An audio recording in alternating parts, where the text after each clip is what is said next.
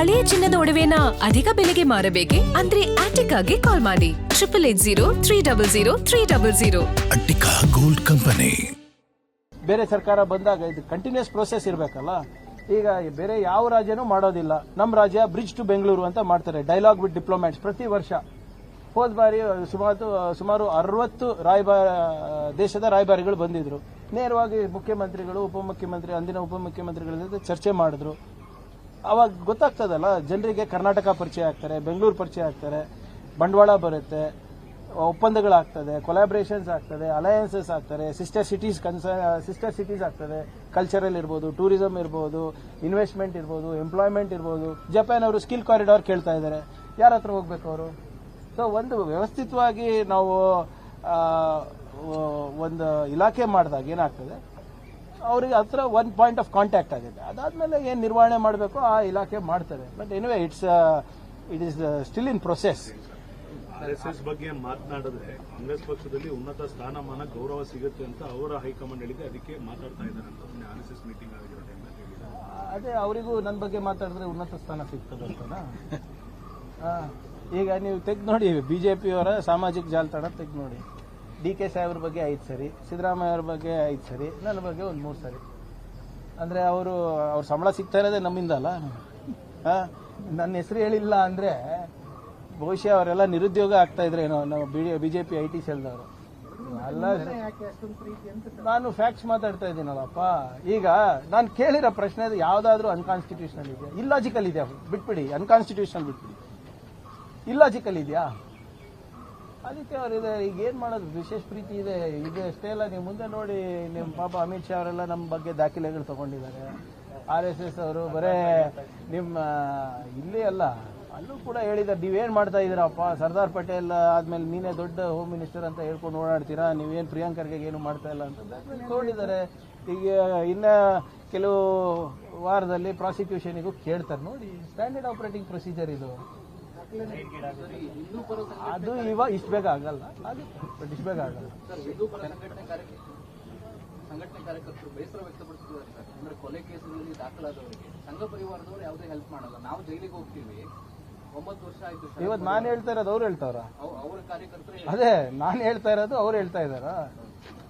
ನಾನು ಮುಂಚೆಯಿಂದ ಏನ ಹೇಳ್ತಾ ಇದ್ದೀನಿ, ಈ ಶಾಲು, ಈ ನಿಮ್ಮ ಗೋಶಾಲೆಗೆ ಹೋಗ್ಬೇಕು, ಗೋಮೂತ್ರ ಕುಡಿಬೇಕು, ಧರ್ಮ ರಕ್ಷಣೆ, ಗೋ ರಕ್ಷಣೆಗೆಲ್ಲ ಯಾರಿಗೆ ಬಿಡೋದು? ಬಡವ್ರ ಮಕ್ಕಳಿಗೆ. ಇವ್ರ ಮಕ್ಕಳು ಏನ್ ಮಾಡ್ತಾ ಇದ್ದಾರೆ ತೋರಿಸ್ಬಿಡಿ. ಒಂದು ಬಿಜೆಪಿ ಲೀಡರ್ ಮಗ ಇವತ್ತು RSS ಫುಲ್ ಟೈಮ್ ಪ್ರಚಾರಕ್ಕೆ ಯಾರನ್ನ ಇದಾರ ತೋರಿಸ್ಬಿಡಿ ನನಗೆ. ಒಬ್ಬ ಬಿಜೆಪಿ ಮಗ. ಹೌದಪ್ಪ, ದಿನನಿತ್ಯ ಬೆಳಿಗ್ಗೆ ಎದ್ದು ಶಾಖಾಗಿ ಹೋಗ್ತೀರಿ, ಗೌ ಸೇವೆ ಮಾಡ್ತೀವಿ, ಗೌಮೂತ್ರ ಕುಡಿಯೋದು. ಒಬ್ಬ ಬಿಜೆಪಿ ನಾಯಕರ ಮಗ ತೋರಿಸಿ, ಒಬ್ರು ತೋರಿಸ್ಬಿಡಿ ನನಗೆ ಫುಲ್ ಟೈಮ್ ಪ್ರಚಾರಕ್ಕೆ. ಸುಮ್ಮನೆ ಯಾವುದೋ ಒಂದು RSS ವಿಜಯದಶಮಿ ದಿವಸ ಹೋಗ್ಬಿಟ್ಟು ಚಡ್ಡಿ ಪ್ಯಾಂಟ್ ಹಾಕೊಳೋದಲ್ಲ. ಫುಲ್ ಟೈಮ್ ಪ್ರಚಾರಕ್ಕೆ ಯಾರಿದ್ದಾರೆ? ಕೋಮ ಗಲಭೆಗಳೆಲ್ಲ ಯಾರು ಸಾಯ್ತಾ ಇದ್ದಾರೆ ಸರ್? ಇವ್ರ ಮಕ್ಕಳು ಹೋಗ್ತಾರ ಅಲ್ಲಿ? ಇವತ್ತು ನಾನು ಹೇಳ್ತಾ ಇರೋದೇ ಬಹುಶಃ ಅವ್ರು ಪ್ರತಿಪಾದನೆ ಮಾಡ್ತಾ ಇದ್ದಾರೆ. ಏನಾಯ್ತು, ಎಷ್ಟಿದೆ ಇವರೆಲ್ಲ ಪರೇಶ್ ಮೇಸ್ತಾ ಹೆಸರಲ್ಲಿ ಎಲೆಕ್ಷನ್ ಗೆದ್ರಲ್ಲಪ್ಪ, ಹೋಗಿದಾರ ಅವ್ರ ಮನೆಗೆ? ಬೇರೆ ಬೇರೆ ಎಷ್ಟೊಂದು ಜನ ತೀರೋದ್ರಲ್ಲ ಪಾಪ ಮಕ್ಕಳು. ಎಲ್ಲಿ, ಎಷ್ಟು ವಯಸ್ಸು ಅವ್ರದ್ದು? 22, 25, 28. ಸೊ ಆದ್ರಿಂದ ಇವತ್ತು ನಾನು ಹೇಳ್ತಾ ಇರೋದು ಅವರು ಹೇಳ್ತಾ ಇದ್ದಾರೆ ಅಂದ್ರೆ ಬಹಳ ಸಂತೋಷದ ವಿಷಯ. ಈಗನ ಜಾಗೃತರಾಗಿ ದಯವಿಟ್ಟು ಒಂದು ಉದ್ಯೋಗ ಹುಡುಕಿ, ತಮ್ಮ ಕುಟುಂಬದವರಿಗೆ ಒಂದು ನೆರವಾಗಿ. ಈ ಕೋಮ ಗಲಭೆಗಳು, ಕೋಮ ಘರ್ಷಣೆಗಳಿಗೆಲ್ಲ ಇವರೆಲ್ಲ ನಿಮ್ಗೆ ಉಪಯೋಗ ಮಾಡ್ಕೊತಾ ಇದ್ದಾರೆ. ಹಿಂದುಳಿದ ವರ್ಗದವರಿಗೆ, ದಲಿತರಿಗೆ, ಆರ್ಥಿಕವಾಗಿ ಹಿಂದುಳಿದ ಮೇಲ್ವರ್ಗದವರಿಗೆ ದಯವಿಟ್ಟು ಅದನ್ನ ಬಿಡಿ. ಇವರೆಲ್ಲ ಹೇಳ್ತಾ ಇದಾರಲ್ಲ RSS ಅವರು, ಇವರೆಲ್ಲರೂ ಒಂದ್ಸರಿ ರೈತರ ಪರವಾಗಿ ಪ್ರತಿಭಟನೆ ಮಾಡಿದ್ ನೋಡಿದೀರಾ? ಒಂದ್ಸರಿ ನಿರುದ್ಯೋಗ ಬಗ್ಗೆ ಮಾತನಾಡೋದು ನೋಡಿದೀರಾ? ಬೆಲೆ ಏರಿಕೆ ಬಗ್ಗೆ ಮಾತನಾಡೋದು ನೋಡಿದೀರಾ? ಬರೀ ಇಂಥದಕ್ಕೆ ಮಾತ್ರ ಪ್ರಚೋದನೆ ಕೊಡೋದು. ನಾನು ತಮ್ಮ ಮುಖಾಂತರ ಎಲ್ಲ ನಮ್ಮ ಯುವ ಸ್ನೇಹಿತರಿಗೆ ಹೇಳಲಿಕ್ಕೆ ಬಯಸ್ತಾ ಇದ್ದೀನಿ, ದಯವಿಟ್ಟು ಆ ತಂಟೆಗೆ ಹೋಗಬೇಡಿ. ಯಾರು ಬಿಜೆಪಿ ನಾಯಕರ ಮಕ್ಕಳು ಅದರಲ್ಲಿಲ್ಲ, ಸಂಘ ಪರಿವಾರದ ಮಕ್ಕಳು ಅದರಲ್ಲಿಲ್ಲ.